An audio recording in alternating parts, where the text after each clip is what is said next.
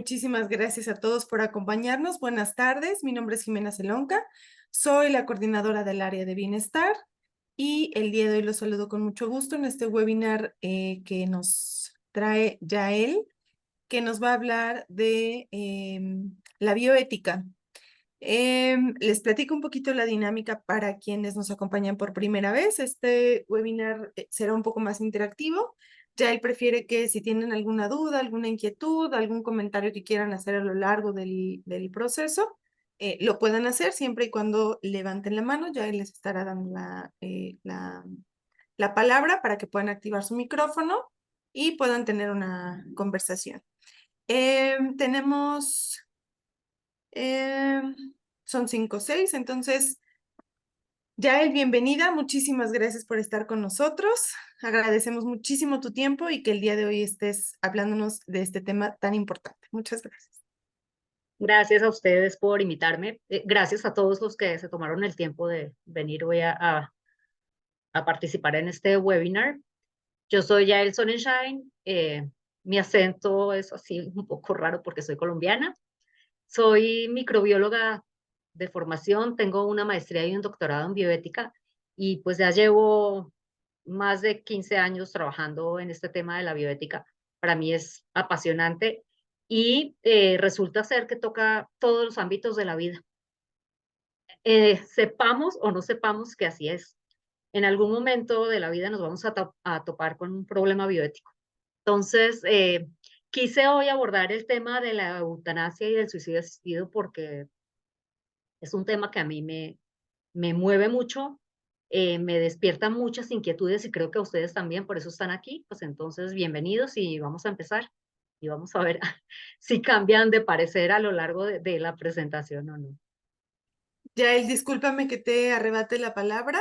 Nada Sí. más recordarles a todos que, por favor, a lo largo, para no interrumpir a los demás participantes, mantengamos el micrófono en silencio. Si tienen alguna duda o algo o quieren participar, por favor, levanten la mano para que así puedan destapar su micrófono en cuanto ya él les dé la palabra. Y por otro lado, quería comentarles que seguramente se van a querer inscribir en este curso y justamente porque sabemos que lo van a querer hacer, les tenemos hoy un 30% de descuento. Nuestros compañeros de incorporación estarán atendiéndolos y apoyándolos. Dejarán ahorita en un momentito sus datos en el chat para que si alguien quiere inscribirse, puedan contactarlos y ellos les apoyen en hacer el proceso de inscripción el día de hoy.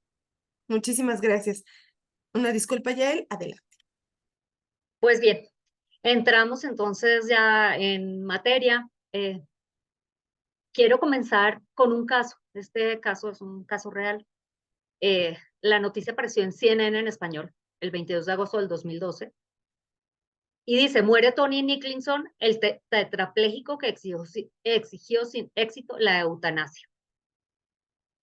Eh, Cuando yo leí esta noticia, pues, hace ya años, me quedé un poco consternada. Dije, ¿cómo?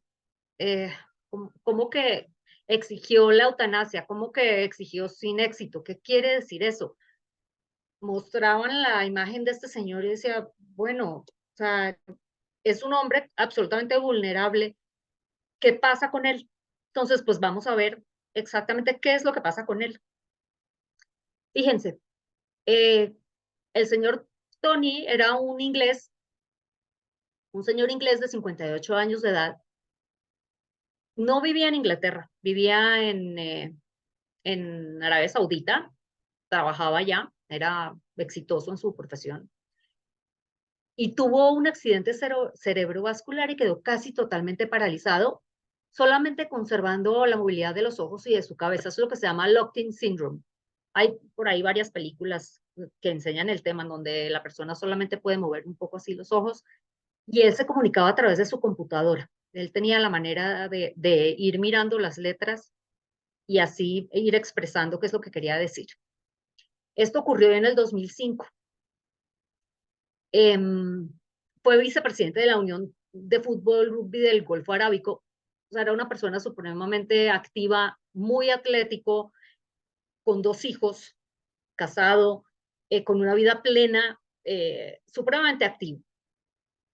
Hasta ese momento, pues, de su accidente, vivía en los Emiratos Árabes con la familia y luego se regresaron para Inglaterra porque estar en los Emiratos Árabes en su condición era complicado. Desde el momento en que le pasó lo que le pasó y se quedó completamente paralizado, menos sus ojos, él declaró que quería terminar con su vida. Él decía, yo me quiero suicidar, pero ¿cómo me suicido? No puedo mover mis manos, no puedo tomarme nada, no me puedo tirar por la ventana ni me puedo disparar, no puedo hacer nada. Estoy atado a esta silla, como lo muestran en esa imagen, o a una cama o a donde lo quieran llevar. Después de 5 años de estar pues en esta condición de completa falta de movimiento, manifestó su decisión voluntaria, clara e informada de terminar con su vida cuando estuviera listo para hacerlo. La idea no era, mátenme cuando ustedes quieran, no, la idea era, cuando yo les diga que ya no puedo vivir más así, quiero que terminen con mi vida, por favor. La gravedad, pues, de la discapacidad, como les dije, ya impedía que él pudiera quitarse su propia vida sin ayuda de otra persona, pero quien le quite la vida, sea el médico o sea su esposa, a la quien también le había pedido que le quitara la vida, es un homicidio. O sea, en Inglaterra, matar a alguien es un homicidio, como en muchísimas partes del mundo, como en México también. Quitar la vida de otra persona es un homicidio, aunque esa persona le esté pidiendo que por favor le quite la vida.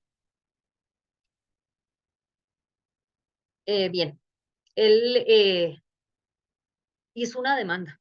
Dijo, bueno, esto no puede seguir así.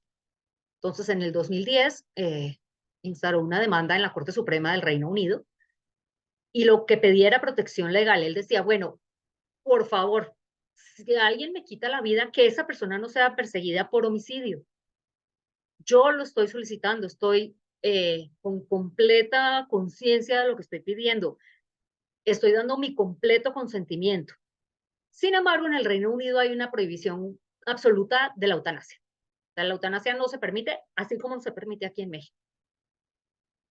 La semana anterior a que Tony falleciera, un juez falló en su contra y dijo no, o sea, no, la ley aquí no lo permite, yo no puedo como juez brincarme la ley, es como si aquí un juez dijera algo que va en contra de la Suprema Corte de Justicia y en contra de la Constitución, no se puede. Antes de morir, Tony solamente tenía dos alternativas. O se iba a Suiza, que es el país más cercano a donde él vivía, en Inglaterra, y en donde sí es legal la eutanasia. Hay muchas personas en Europa que viajan a Suiza justamente a que les apliquen la eutanasia. Es una especie como de turismo médico, pero un turismo de muerte. O dejar de comer hasta morir de inanición, que es una muerte terrible, pues porque morirse de inanición estando en completa incapacidad de todos sus sentidos, pues es una muerte muy, muy difícil. Finalmente falleció por causas naturales. Cuando una persona está en ese estado, aunque esté sana, entre comillas, el cuerpo se va deteriorando por la falta de movilidad. Entonces todos los sistemas corporales empiezan a fallar y finalmente falleció por causas naturales, lo que fue triste, o sea, de cierta manera triste porque no se respetaron sus decisiones, no se respetó lo que él quería hacer. Por otro lado, fue legal, pues que está bien, por lo menos está bien para los que no aplicaron la eutanasia. Ahora, quiero proyectar esto porque no es lo mismo que le cuenten a uno el caso, no es lo mismo decirles es que el señor Tony estaba de tal manera o de tal otra, a leer su percepción, a leer desde su propia mente qué es lo que viene, o sea, qué es lo que él está pensando. Y por eso lo pongo aquí en sus propias palabras. O sea, Tony Nicholson lloró cuando el Tribunal Supremo de Inglaterra lo sentenció a seguir viviendo, usando los pocos músculos de su cuerpo, los de la cara que todavía podía mover. Por medio de una máquina que manejaba con los párpados, declaró estar, y esto entre comillas, palabras textuales, profundamente decepcionado. No es el resultado que quería oír, pero no es nada inesperado. Los jueces, como los políticos, son más felices cuando evitan enfrentarse a los problemas reales. Y esta sentencia no es una excepción a la norma. Creo que el equipo legal que me representa está preparado para seguir luchando, pero esto solo significa prolongar mi incomodidad, mi miseria y mi desazón. Y esto nos lleva a una primera reflexión. No todo lo que es ético es legal y no todo lo que es legal es ético. Y aquí había un problema justamente en donde se enfrentaban la ética y la legalidad en Inglaterra. Si hubiera estado en Suiza no hubiera habido ningún problema entre la ética y la legalidad, o habrían dicho algunos, pues si había un problema con la ética, no con la legalidad. Según indicó entonces su esposa Jane, quedó totalmente descorazonado y la intención del enfermo, cuyo deseo era terminar con una vida insípida, miserable, denigrante, indigna e intolerable. Y luego, ¿qué dijo Tony en algún momento de su enfermedad? Soy un hombre de 56 años, o sea, esto fue 2 años antes de fallecer, que sufrió un infarto cerebral catastrófico en junio de 2005 durante un viaje de negocios a Atenas, Grecia.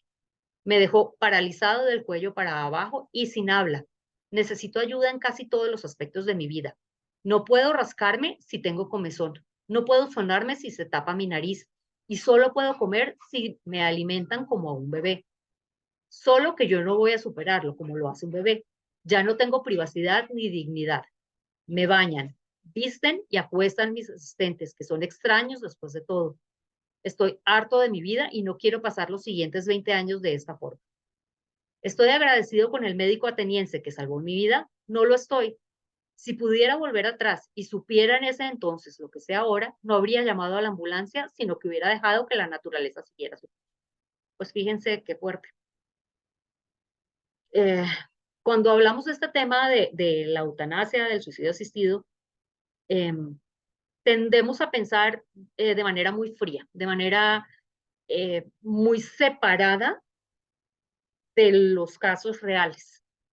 Entonces, pues tenemos una postura, no, pues si estoy a favor del suicidio asistido, o si estoy a favor de la eutanasia o no, por ningún motivo, no estoy a favor de la eutanasia, me parece terrible. Una cosa es ver el caso así estéril y otra cosa es meterse en la mente del paciente, meterse en los sentimientos del paciente, en la manera en la que está razonando el estado en el que está. Jane dejó en claro que solo aspiraba a que los jueces entendieran la injusticia que sentía estar viviendo su esposo. Usted y yo nos podemos quitar la vida cuando queramos, mientras que Tony, que es quien más lo necesita, no. Solo está pidiendo que se le devuelva el derecho que todo el mundo tiene, el de decidir cuándo dejar de vivir. Y esta frase me lleva a una reflexión que escuché alguna vez en un congreso hace unos años, en donde una bioeticista muy famosa en el mundo decía, fíjense, las personas que piden el suicidio asistido en realidad no se quieren morir. Y tiene toda la razón. La gente que pide el suicidio asistido lo que quiere es estar bien, o sea, lo que querría es estar sana.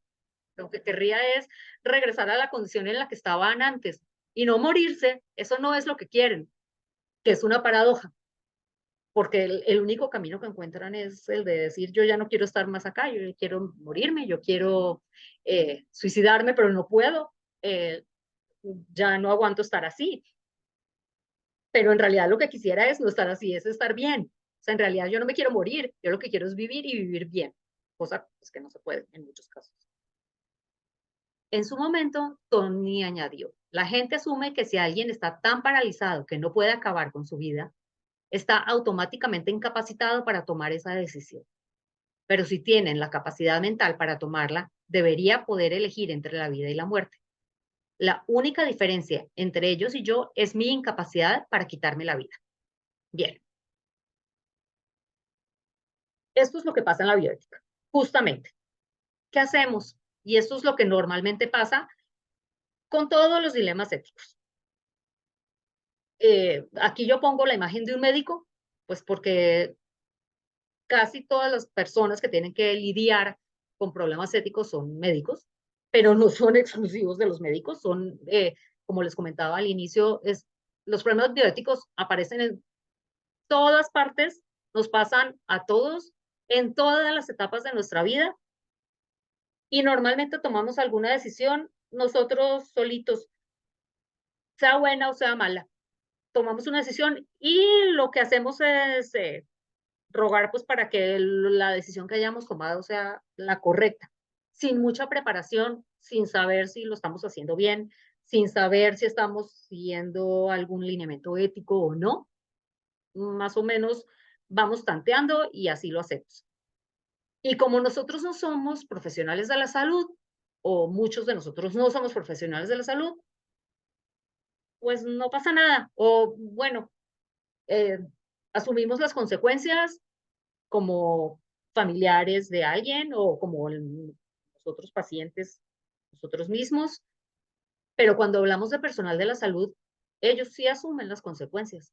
Vamos a pensar en un médico, vamos a pensar en un fisioterapeuta, vamos a pensar en un psicólogo, en un enfermero y muchísimos otros profesionales de la salud, quienes hacen investigación eh, y muchas otras profesiones que tienen que tomar decisiones que no siempre son fáciles.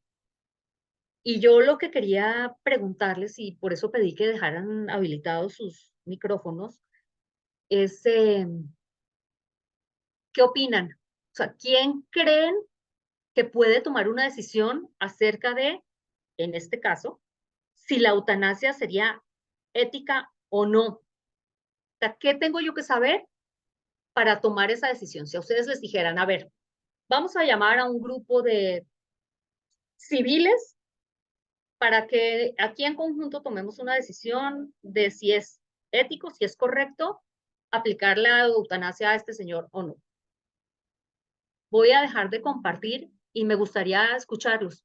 Me gustaría saber qué piensan.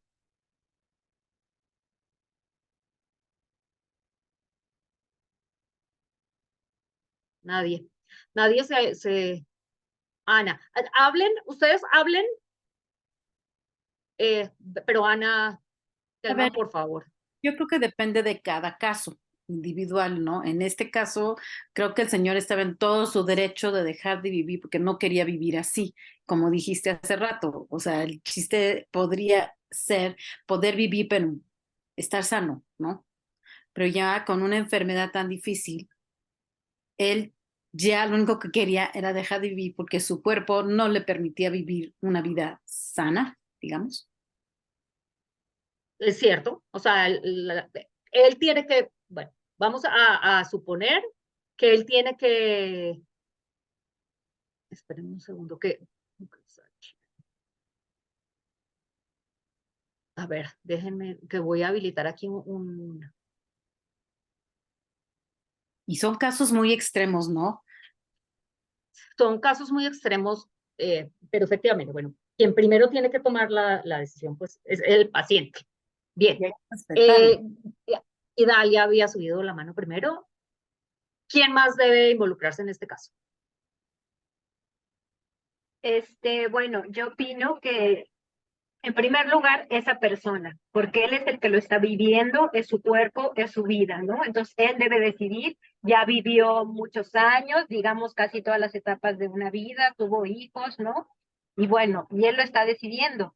Y también considero que muchas otras personas, ¿no? Casos de, no sé, de depresión muy profunda o casos donde, pues, incluso oí de una muchacha donde no podía superar una violación, ¿no? Entonces, híjole, a mí se me hace muy difícil cuando oigo de cuántos adolescentes se suicidan, ¿no? Y a lo Eh, mejor ahí sí nos costaría más, pero pues lo hacen, o sea, simplemente no le van a pedir a nadie ni nada, son dueños de su vida y lo pueden hacer.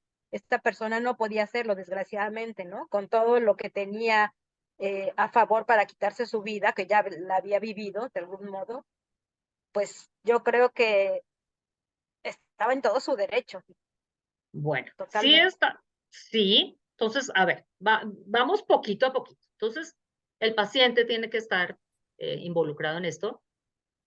Un psicólogo, por ejemplo, psicólogo, psiquiatra, que evalúe. la condición mental del paciente, que evalúe si, si tiene efectivamente capacidad de decisión intacta o si no está siendo nublada por una depresión, si tiene una condición eh, que no esté causando tomar decisiones por ejemplo, miedo o por otro tipo de causas psicológicas. Entonces, un psicólogo, por ejemplo, Maritza. Buenas tardes. Sí, yo quisiera referirme exactamente al caso que nos muestra, que es cuando la persona no está en capacidad de valerse por sí misma en ningún momento, en nada de su vida, pero sí está bien conscientemente. O sea, yo creo que la decisión de quién vive y quién no siempre la atribuyen para Dios, pero Dios también nos llamó a vivir bien, a vivir en paz, a vivir activos, a vivir con ánimo, ¿sí? Y yo creo que en esos casos que es tan extremo, no estoy hablando de casos psicológicos de muchachos que se quieren suicidar, ni violaciones, ni nada, que se pueden a veces superar y trabajar, pero en esos casos con los que hemos vivido, personas que conocemos, cómo se siente un paciente cuando no te puedes levantar, cuando no te puedes bañar, cuando tienes que depender de otros que te limpien, que te hagan todo el asunto. Entonces, ellos tienen esa capacidad de decidir. Yo creo que no es algo de no tener en cuenta o ponerle casos a Dios, no, es algo humano, humano. Y Sí. cada persona tiene la capacidad de decidir sobre su propia situación. Yo creo que en esos casos hay que saber entender muy bien la palabra de Dios cuando habla a qué está llamando al hombre y en qué posiciones está llamando al ser humano. Bueno, Gracias. acuérdate de eso, porque al rato vamos a analizar un poquito justamente esa postura de la sacralidad de la vida contra la calidad de la vida. Son opuestas. Carmín. Considero que tiene que ser una toma de decisión no solamente por el paciente, sino también consensuado con la familia, porque debemos de tener en cuenta que puede existir un daño colateral psicológico a partir de la decisión del paciente y quien se queda, llamémoslo vivo, quien se queda aquí, pues va a ser la esposa, el hijo, etcétera, ¿no? Entonces, creo que debe de ser, si tiene personas cercanas, vínculos afectivos muy cercanos, tendría que ser consensuado con ellos, más que nada por esa cuestión y sin duda, pues un grupo multidisciplinario como un médico que diga, sí, definitivamente su enfermedad no va a tener ningún tipo de avance favorable, un psicólogo que diga, definitivamente esta persona pues está en todas sus facultades cognitivas para poder tomar una decisión como esta. Y de igual manera no hay un precedente de algún trastorno mental o algo y que sea simplemente una decisión. Entonces creo que con un grupo multidisciplinario en conjunto con la familia y el paciente, sin duda, se pudiese tomar una decisión como esta. En el caso, por ejemplo, ahí sí cuenta con el apoyo de la esposa por lo que estuvo leyendo, ¿no? Pero igual no, o sea, no, yo desconozco el caso, sinceramente, no sé si tenga hijos, porque 2 también hijos. pues esa dos hijos. Oh. Entonces, ahí también tendría, si están en una edad que pudieran tomar ellos también o pudieran tener una opinión o acerca de esto, pues creo que también es muy importante que ellos también sean partícipes en la decisión. Bueno, entonces acabas de meter más ingredientes dentro de la receta, porque efectivamente no solamente el paciente, es también la familia, pero además es el médico. ¿Cuál es el diagnóstico? ¿Cuál es el pronóstico? ¿Cuáles son las condiciones médicas? ¿Se puede mejorar? ¿Se puede paliar? ¿Se puede eh, revertir? ¿Se puede, dígame usted, eh, experto en cirugía y experto en medicina? Porque yo no soy experto en eso. O sea, yo puedo ser cualquier otra cosa, pero no soy médico y menos especialista en eso. Berta Yo sí, Vivian, y seguimos. Berta. Hola, buenas tardes. Mira, yo considero que digo, es muy complicado definir quién debería de estar en esa toma de decisión porque finalmente pues los médicos están, yo lo digo entre comillas porque tengo ciertos temas, ¿no? Ahí con la parte de medicina, ¿no? Pues para prolongar o para avanzar o para mantener la vida. Para mí algo muy importante es la voluntad anticipada que esté, aunque no sea legal en México, hablo en México porque aquí vivo, pues que sí, que esté notarizado y que tú sepas lo que tu familiar, o con quien vivas, o en mi caso mis padres saben perfectamente y está por escrito y notarizado. De tal forma que, digo, aquí estamos hablando de caso muy específico en donde el señor ya no tenía la posibilidad bueno, sí tenía la posibilidad de decisión, pero nadie la tomó quizás en cuenta. Pero si tú tienes un documento, yo hablo de gente cercana, notarizada, pues está en ti y que hagan a alguien responsable y pues llevar a cabo la voluntad de la persona. O sea, yo no pediría el consejo de nadie, tiene que ser, obviamente, mientras esté consensuado anteriormente, ¿no? Porque un tema de quién decide si reanimas a alguien que cae en paro. Yo tengo claro lo que haría si fuera alguien, si fueran mis padres, porque lo tengo claro y sé, somos 3 hermanos y está clarísimo quién tiene la responsabilidad y está hablado. A mí eso me parece y muy importante, era lo que quería comentarte. Bueno, a ver, sí, efectivamente en México existe algo que se llama voluntad anticipada, que no tiene nada que ver con la eutanasia. En México no es legal la eutanasia. Y aunque yo ponga en mi voluntad anticipada, yo quiero que si llega el momento y llego a estar en esa condición, me maten, no me van a matar. O sea, no se puede, es ilegal, aunque yo lo ponga en mi voluntad anticipada. La voluntad anticipada sí es un documento muy importante, todo el mundo lo debería tener, pero es para otras situaciones. Y efectivamente previene que saquen de un paro a alguien que está ya terminal con una enfermedad de un pronóstico de vida de menos de 6 meses con ciertas características. No para alguien que pide la eutanasia porque está en un locked-in syndrome. Para eso no sirve la voluntad anticipada porque es ilegal la eutanasia en México. Esa es la razón. Yo sí. Hola, pues no sé, me parece que no es tan simple la situación porque, pues sí, todos tenemos derecho a querer lo que queramos, ¿no? Pero no podemos tampoco pedirle a alguien que nos mate. ¿Dónde está el derecho del doctor a no hacer daño? ¿No? O sea, entonces, pues yo creo que desde el punto de vista de la ética personalista, pues no está permitido porque la vida es el valor supremo. El señor tiene derecho, desgraciadamente tiene una situación que no le permite a él ejercer su derecho, pero no podría pedirle a nadie más que ejerza pues el matarlo, que es un delito y es inmoral. Así O sea, es. es muy complejo, ¿no? Claro, por eso es un dilema bioético. Esa es la Sí, razón.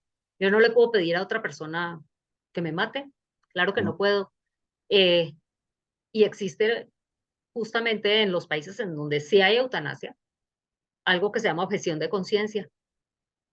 Y solamente el médico que esté de acuerdo con eso lo va a hacer. Si no, el médico no está de acuerdo con eso, pues claro que no se le puede pedir que haga eso. Así como en México, no le puedo pedir a un médico que está en contra del aborto que realice un aborto. Sí. No puedo hacerlo. Oye, y Eh, el aborto todavía más,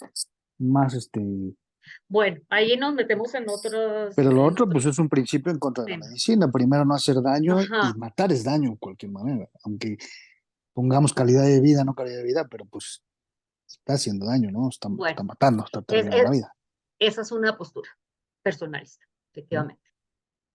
Bien, Vivian, habíamos quedado, era la última y sigo porque se nos acaba el tiempo. Yo solamente quería sumar a todo lo que habían dicho. Hay otro ingrediente muy importante, que es que yo puede que esté sufriendo en este momento mucho y entonces diga, necesito que alguien coopere conmigo y me mate. Pero puede que yo pase un tiempo y aprenda a vivir con esta condición, incluso pueda encontrarle un sentido de vida. Entonces también lo que sería importante reglamentar es un periodo de tiempo suficiente para que el duelo obvio por esta nueva condición, si es que realmente es una depresión, es una condición que se va a quedar, es un deseo que va a permanecer en el tiempo, es una decisión que va a permanecer en el tiempo, entonces, pues, considerarlo. Pero ese sí es, creo yo, un factor que influye mucho. Gracias. Efectivamente, efectivamente. En los países en donde sí es legal la eutanasia, lo primero que se evalúa es eso. A ver, un paciente que pide eutanasia tiene que pasar por todo un proceso bastante riguroso. Lo mismo con el suicidio asistido. Un proceso bastante riguroso en donde evalúan la condición mental del paciente, pero también se evalúa el pronóstico y el diagnóstico. Y se pregunta dentro de 6 meses, no es ahorita y ya, no, es ahorita y dentro de 6 meses y vamos a ver si todavía estás de acuerdo y se sigue preguntando y se sigue evaluando porque efectivamente el paciente puede aprender a vivir con su condición cuando es crónica o no. Y eso ya es una cuestión muy personal. Regresando a quiénes tendrían que estar involucrados y no tanto en la decisión de este paciente en particular, sino de la eutanasia. La eutanasia como fenómeno, tienen que estar los familiares, tiene que estar el paciente, tiene que estar un área legal, pues porque fíjense que aquí el problema es más legal que de decisión del paciente. Aquí la ley no lo permite. La parte legal es supremamente importante. Y también tiene que estar la parte filosófica. Justamente como decía yo, si yo no puedo quitarle la vida a alguien, ¿por qué? Porque ¿qué implica estar vivo? ¿Y qué implica ser persona? ¿Y qué implica actuar en contra de algo tan sagrado como la vida? Dirían unos. Entonces, esa parte filosófica de quién es persona, quién puede tomar la decisión, qué significa la vida, qué significa la salud, qué significa la calidad de vida, todo eso lo tiene que ver la filosofía. Y hay toda una parte científica que no nos podemos brincar. ¿Cuál es la condición del paciente? ¿Cuál es el diagnóstico? ¿Cuál es el pronóstico? Se puede mejorar, ya lo dije antes, pero y eso con este paciente, pues no tiene vuelta atrás. Esto es una cosa que no se le va a quitar. Pero hay pacientes que tal vez sí se les podría quitar. Tienen una cosa pues bastante discapacitante, pero se puede mejorar. Y eso solamente un médico lo puede decir. Y yo tengo que confrontar todo eso para saber si una decisión es correcta o no, es ética o no es ética. Entonces, si ven, la bioética es una interdisciplina. No hay una cosa que se llama bioética y se acabó, no. La bioética es un conjunto entre la ley, la filosofía, la ciencia, la psicología, todo tiene que decir y todo tiene que hablar y todo tiene que dar su punto para poder tomar una decisión como debe ser. Ay, me enloqueció esto, pero vamos a seguir compartiendo. Entonces,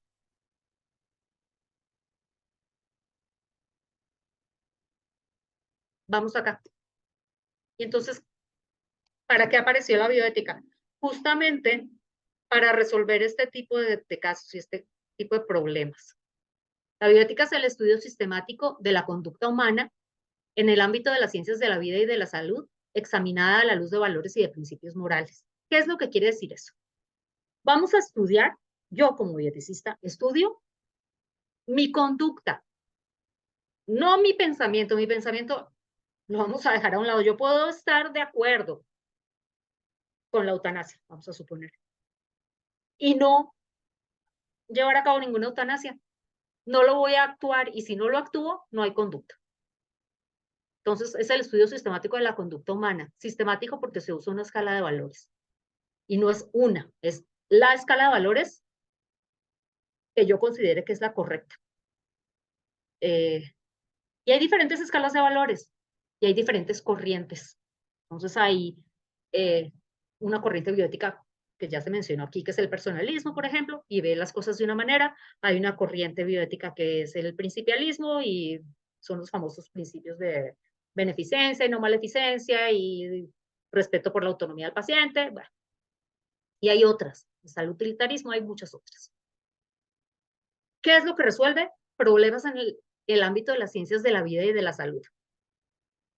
Es que tengo un problema con un residente al que están maltratando en el hospital. Si es un problema de ética, muy mal, pero eso lo resuelve el jurídico, no lo resuelve bioética. Bioética resuelve si al señor se le aplica la eutanasia o no, eso sí. Y examinada a la luz de valores y de principios morales, como les dije, lo voy a contrastar con la escala de valores y de principios con la que yo me identifique. No todo el mundo se identifica con todas, y eso no voy a entrar ahorita en detalle. Quienes tomen el curso, pues vamos a entrar ahí sí en detalle en cada una de esas corrientes, pero ahorita es suficiente con saber que sí tiene que haber una escala de valores y de principios. Bien.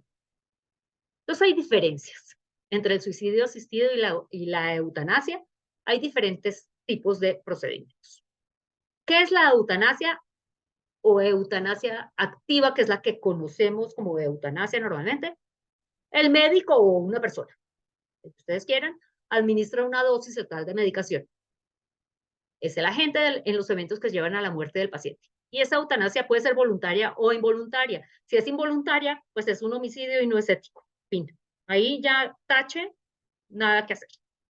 No se puede, o sea, yo no puedo matar a alguien porque me pareció que estaba sufriendo mucho. No. Voluntaria, el paciente solicita la eutanasia. Ahora, puede ser legal o no. En México no es legal, en Suiza sí es legal, en Bélgica sí es legal, en Colombia extrañamente es legal, y hay varios otros países, en Canadá ya es legal. Bueno, ahora, ¿cuál es la diferencia con el suicidio asistido o muerte asistida? En el suicidio asistido, el mismo paciente es el que ingiere una dosis letal de medicamentos. ¿Cómo funciona? Vamos a suponer que hay un paciente con un cáncer terminal, porque tiene que cumplir con ciertos requisitos, tiene que tener un diagnóstico de una enfermedad con un pronóstico de menor a 6 meses de vida, que no tenga cura, que sea irreversible. El paciente tiene que estar en sus completas facultades mentales, y esto lo corroboran varias veces durante el proceso.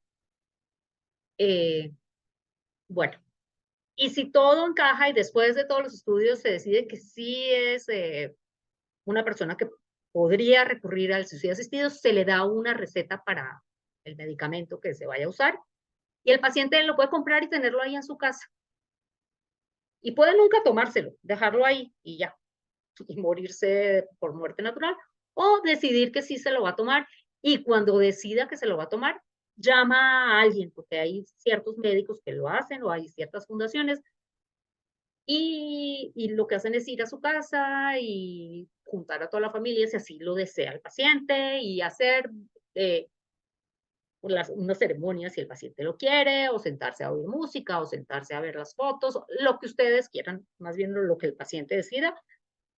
Se le ayuda a preparar el medicamento, se lo toma y se muere. Eso es el suicidio asistido.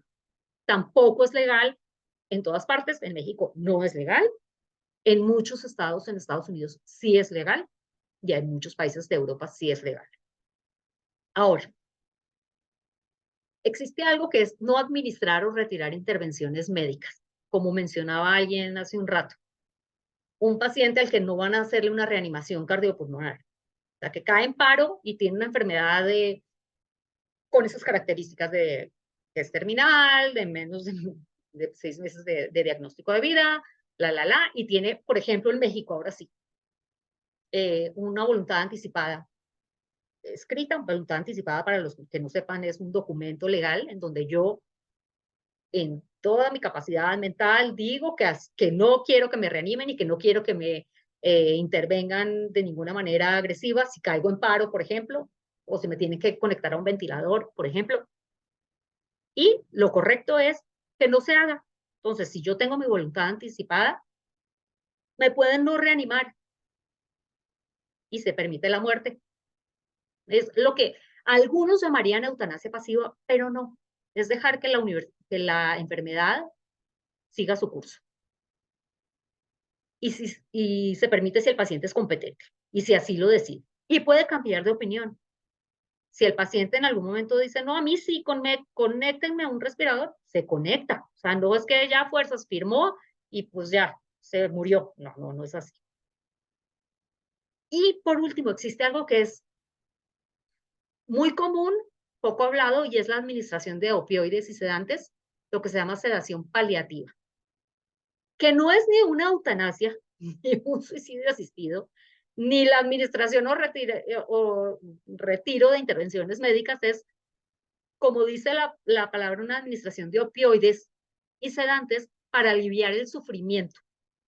¿En quién se usa esto? Normalmente en pacientes que ya están en estado agónico o terminal muy, muy, muy avanzado en enfermedades como por ejemplo el cáncer, en donde pueden tener muchísimo dolor, pueden tener mucha angustia, pueden tener dificultad respiratoria y se aplican ciertos opioides que relajan al paciente, claro que le quitan el dolor, palian la enfermedad, por eso se llama sedación paliativa, no la van a quitar, pero van a mejorar la calidad de vida que queda. ¿Cuál es el problema con estos medicamentos? Que sí pueden acelerar un poquito el momento de la muerte. Entonces, en vez de que un paciente con cáncer terminal pueda vivir todavía 8 días con mucho dolor, puede que viva 2 o 3 sin dolor. Eso puede suceder. Bien. Y aquí vamos un poco a las razones a favor del suicidio asistido y de la eutanasia activa. Ahora, nunca nos vamos a poner de acuerdo. Va a haber gente que va a estar a favor y va a haber gente que va a estar en contra y todos tienen la razón. Cada quien con sus razones. Normalmente, ¿cuáles son las razones a favor? El respeto a la autonomía del paciente. Justamente, el paciente tiene derecho a decidir si ya su calidad de vida no es la que quiere. O sea, ¿por qué me van a ustedes a obligar a vivir? Porque para ustedes la concepción de vida es que la vida es sagrada. A mí no me importa. Yo no quiero tener ya dolor o yo ya no quiero estar postrado en esta cama siendo una carga para nadie, o ya estoy harto de que me pique la nariz y no me pueda rascar y no se me va a quitar nunca y voy a seguir siendo un bulto. Palabras de Tony, no mías. Otra razón a favor del suicidio asistido y de la eutanasia es la compasión hacia los pacientes que sufren, o sea, para aliviar el sufrimiento, y hay mucha gente que está de acuerdo con esto. O sea, si un paciente lo está pidiendo, es porque en realidad tiene que estar muy desesperado, porque en realidad su calidad de vida tiene que ser muy horrible. Y yo siempre que leo esta frase, pienso en los perritos, en los animalitos que tenemos en casa. ¿Cuántos de nosotros no hemos llevado un perrito al veterinario a que lo pongan a dormir? Porque es que ya no lo puedo ver así, es que ya no lo puedo ver, que no se puede ni parar. Nos pasa. Yo creo que todos los que hemos tenido animales nos ha pasado. Si yo al perro, que no me está diciendo si mátame porque no habla, lo veo así y tengo compasión y digo, no puedo verlo sufrir más, no lo puedo ver así, porque a un ser querido, porque a alguien cercano a mí, que es la persona a quien yo más quiero en el mundo, lo tengo que ver sufrir cuando me está pidiendo que ya no quiere sufrir. ¿Sí? Esa es una postura. La otra, razones en contra del suicidio asistido y de la eutanasia, son justamente, ya también lo mencionaron aquí, la santidad de la vida. Para los que piensan que la vida es un regalo de Dios, yo no puedo estar dando y quitando vidas porque me pareció.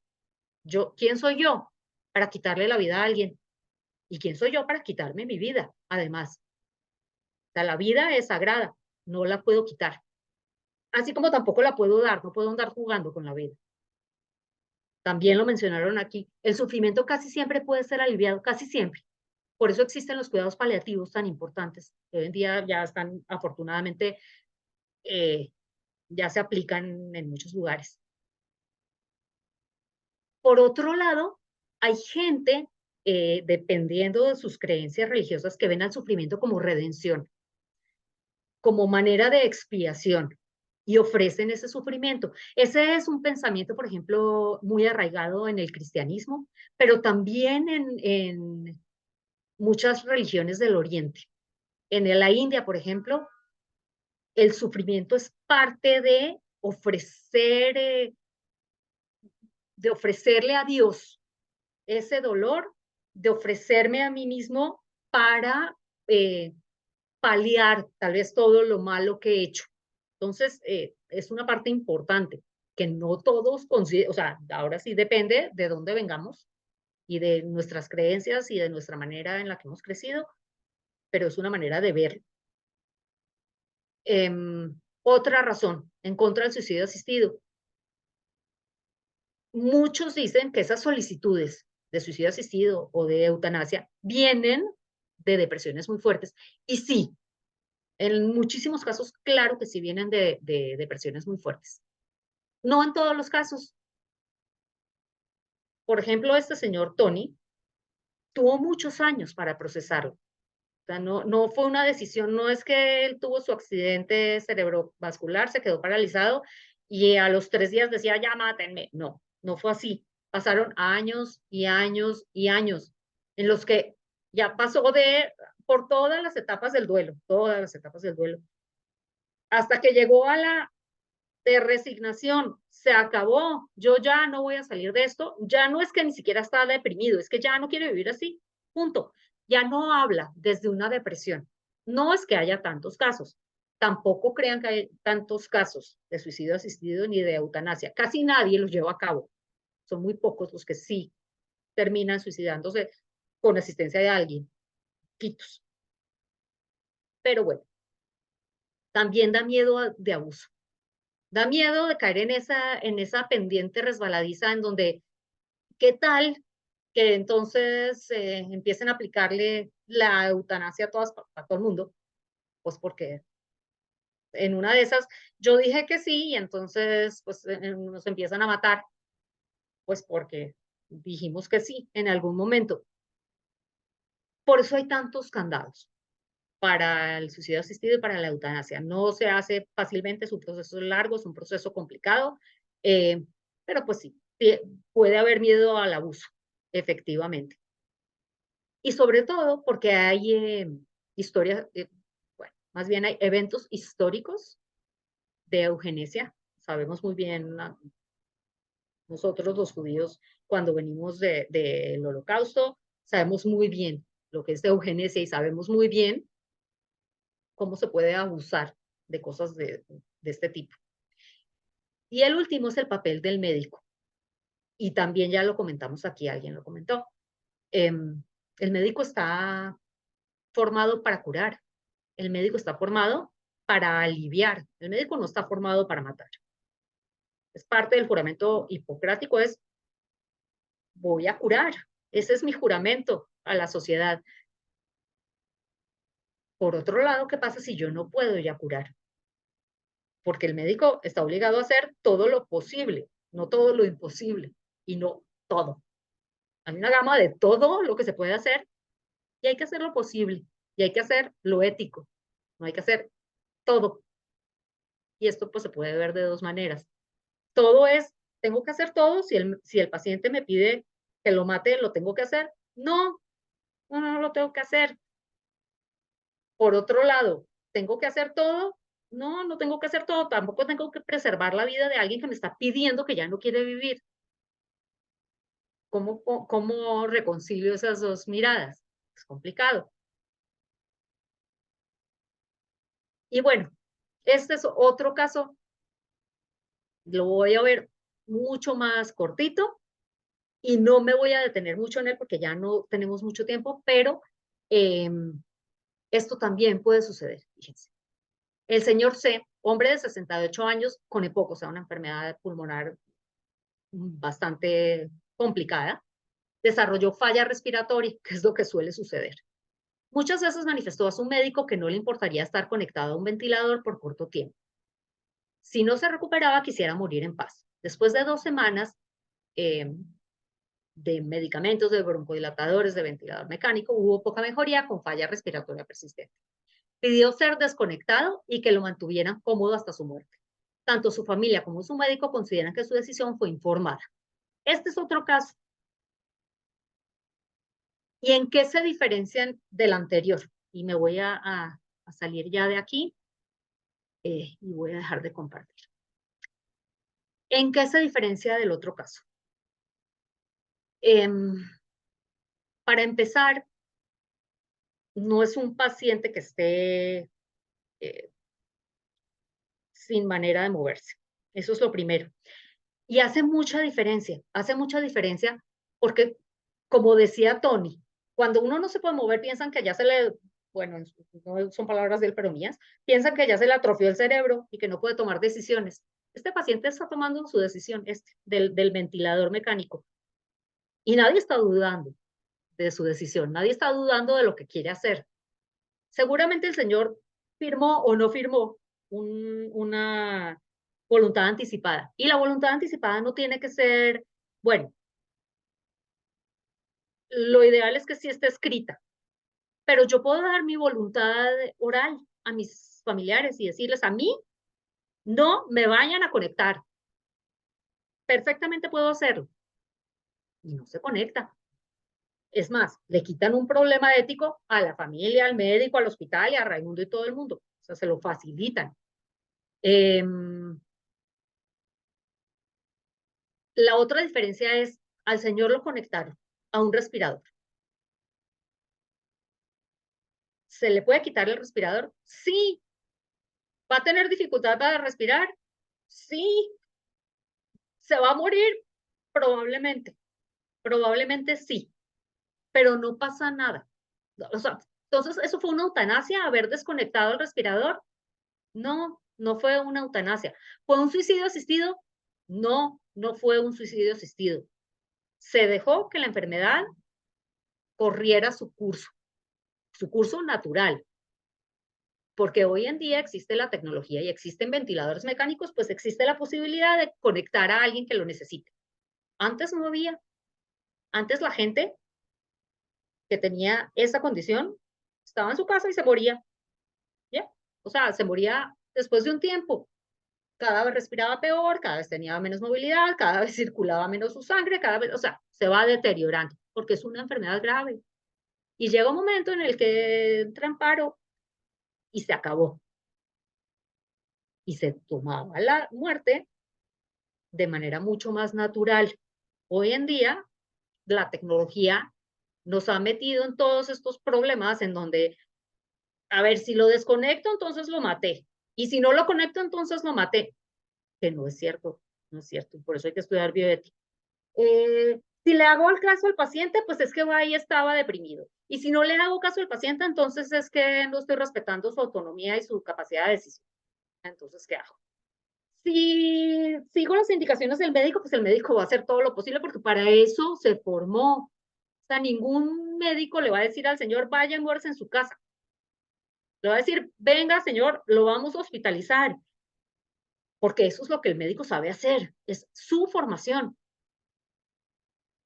Ahora, hay condiciones como un cáncer terminal, como una enfermedad renal crónica gravísima ya, en donde hasta un médico que sepa de bioética va a decirle al paciente, vamos a cuidados paliativos y no lo voy a conectar, pero tampoco lo voy a desconectar, ni lo voy no vamos a medicalizar su muerte.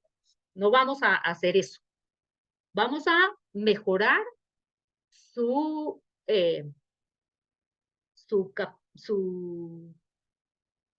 condiciones de vida, pero no vamos a retrasar, ni vamos a adelantar tampoco el momento de su muerte natural.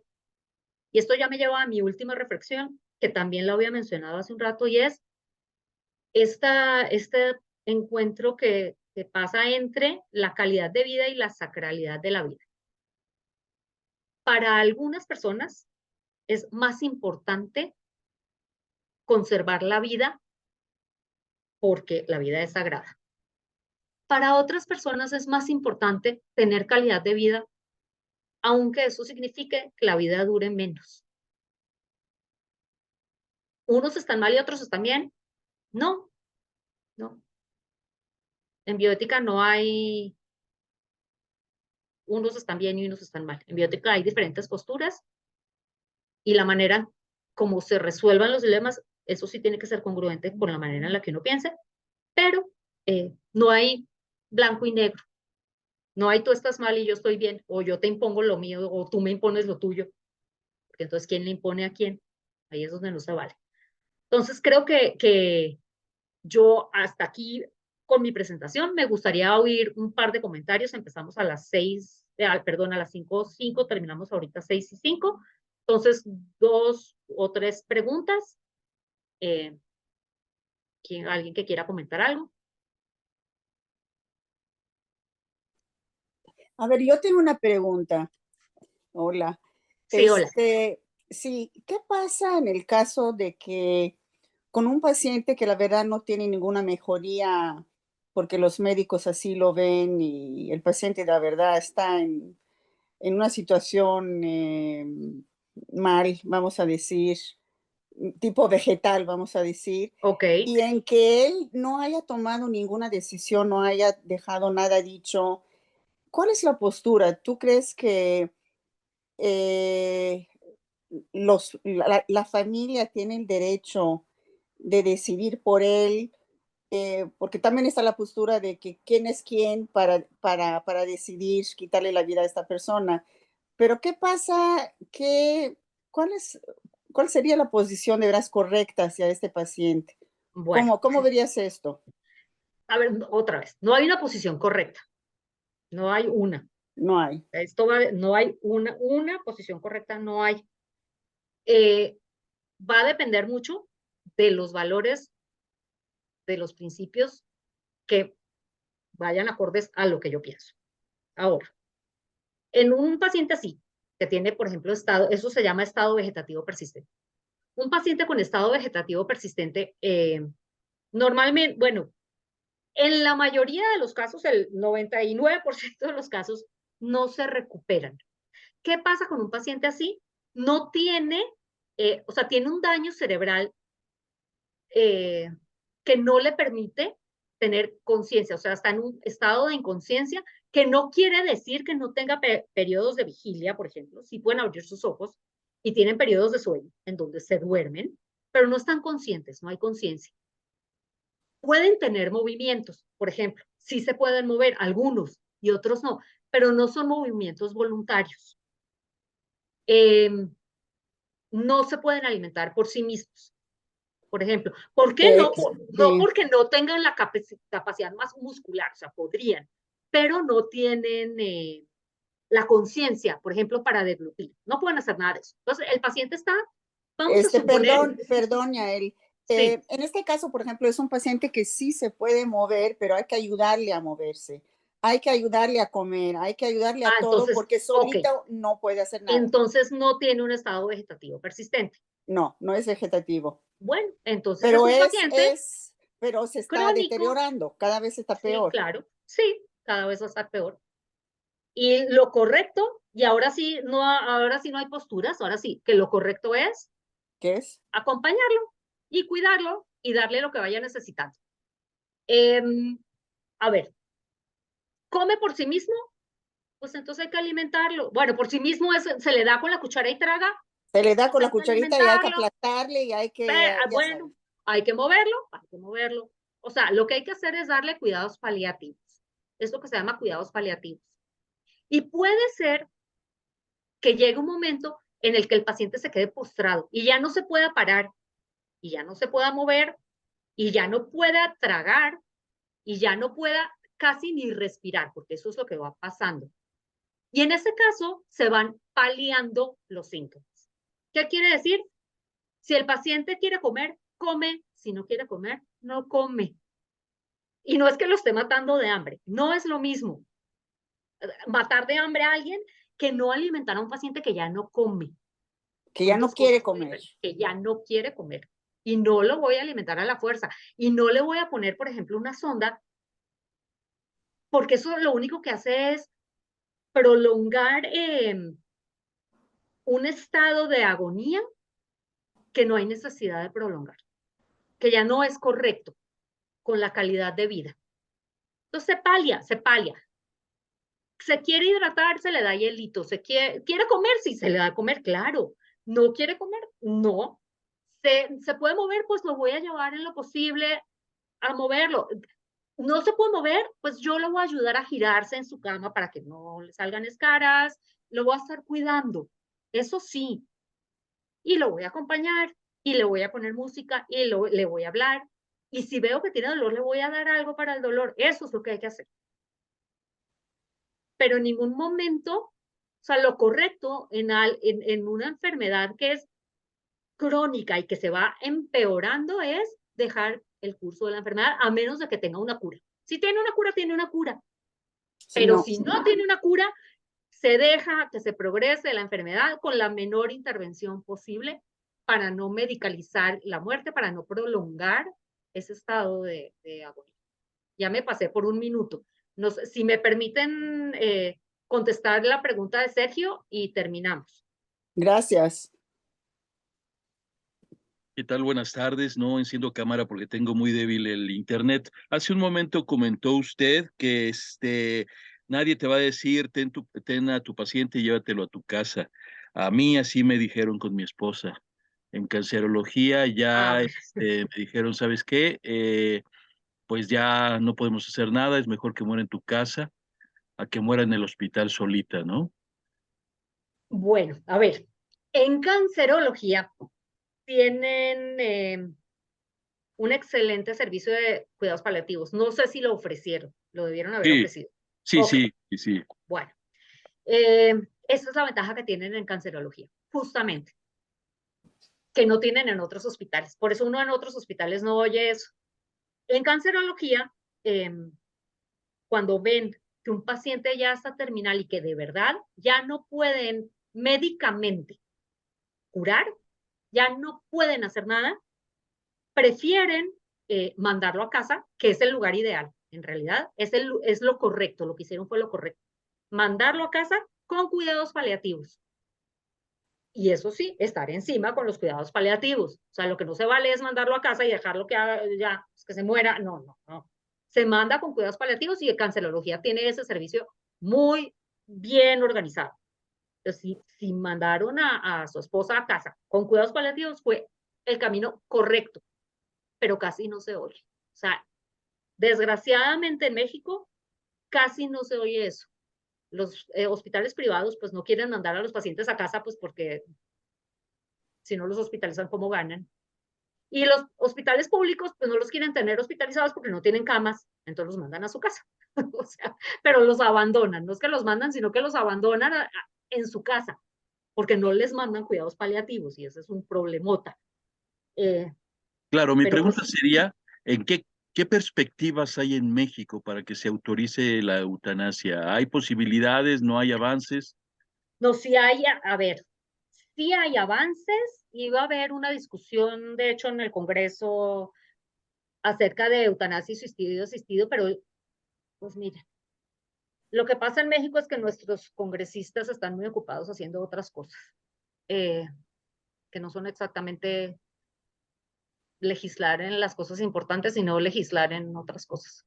Entonces, esa discusión que sí iba a hacerse hace un par de meses, ahí se quedó paralizada, pero sí la quieren hacer. Ahora, no va a ser fácil. O sea, en un país, bueno, con las características de México, no, aunque México es un país laico, no es laico, es un país católico. Aunque la constitución es laica, no es laica. Por ejemplo, artículo 120, se protege la vida desde el momento de la concepción hasta la muerte natural. Esa no es una concepción laica, esa es una concepción católica.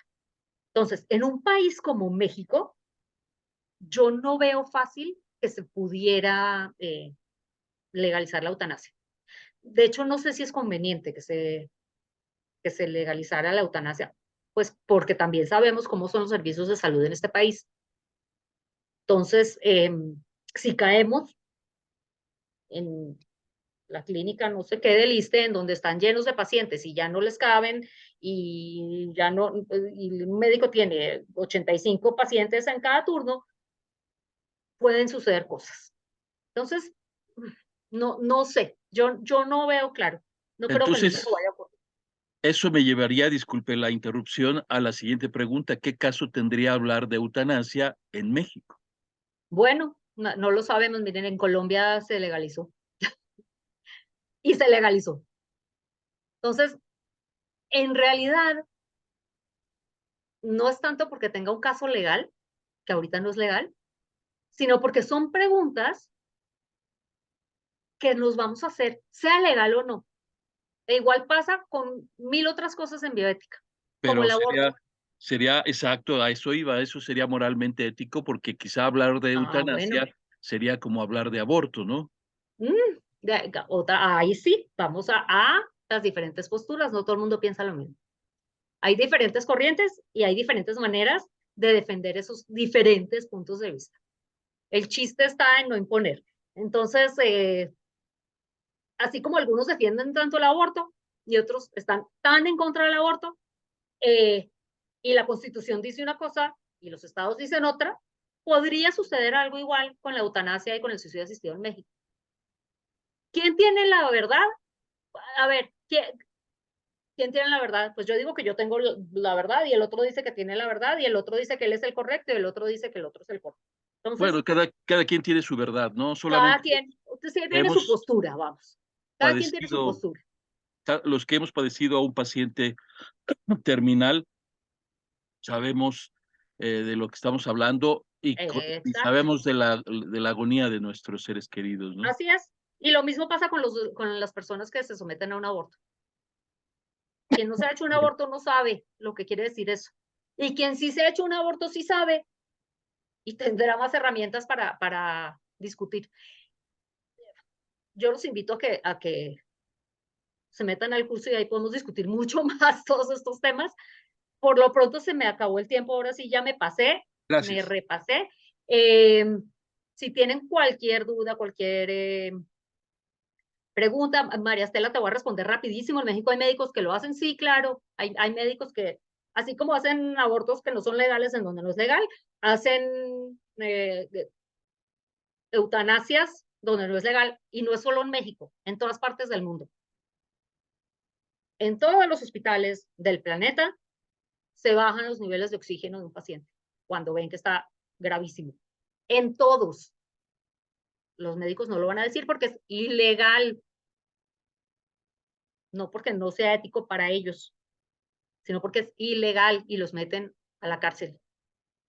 En Alemania es ilegal y lo hacen, bajan los niveles de oxígeno. En Estados Unidos es ilegal y lo hacen.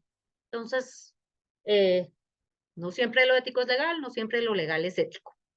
Bien, pues los dejo. Espero verlos en el curso, a los que se animen y los que no, con muchísimo gusto, pues, las dudas me las pueden hacer llegar y con mucho gusto las respondo.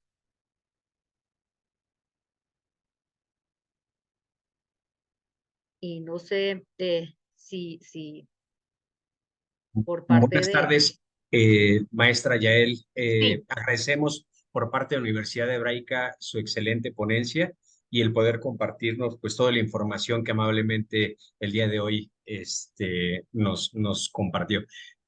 Agradecemos a todas las personas que están interesados o interesadas en llevar a cabo su admisión y su inscripción en el curso. Nos dejen sus datos para poder comunicarnos con ustedes lo antes posible. Maestra Yael, muchísimas gracias una vez más a nombre de Universidad Hebraica.